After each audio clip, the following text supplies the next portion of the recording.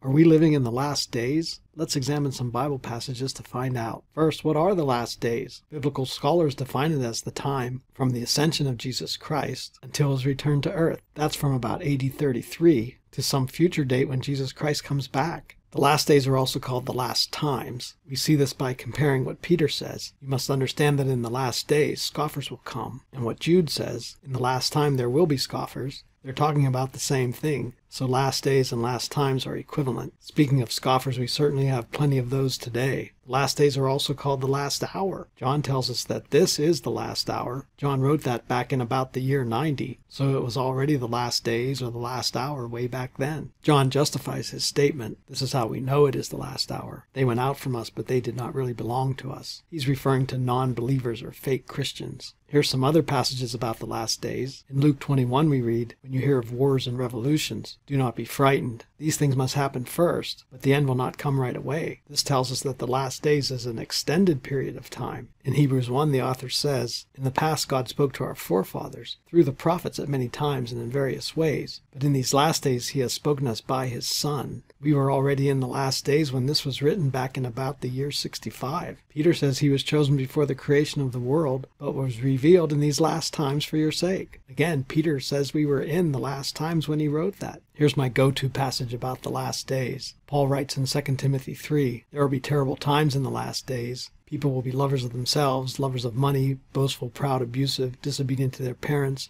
ungrateful, unholy, without love, unforgiving, slanderous, without self-control, brutal, not lovers of the good, treacherous, rash, conceited, lovers of pleasure rather than lovers of God, having a form of godliness but denying its power. Have nothing to do with them. They are the kind who worm their way into homes and gain control over weak-willed women, who are loaded down with sins and are swayed by all kinds of evil desires, always learning but never able to acknowledge the truth." I'd say every one of these things is happening today. So it sure sounds like we are in the last days. In summary, the last days is the period of time from Jesus' ascension to his return to earth. The phrase, the last days, is also called the last times, or the last hour. Several Bible passages, as I've pointed out, tell us that we're already in the last days, which will continue until Jesus comes back. Jesus says in Matthew 24, "So you must also be ready, because the Son of Man will come at an hour when you do not expect him." So what should you do? Be ready. Thank you for watching this video. Please subscribe to my YouTube channel for more videos.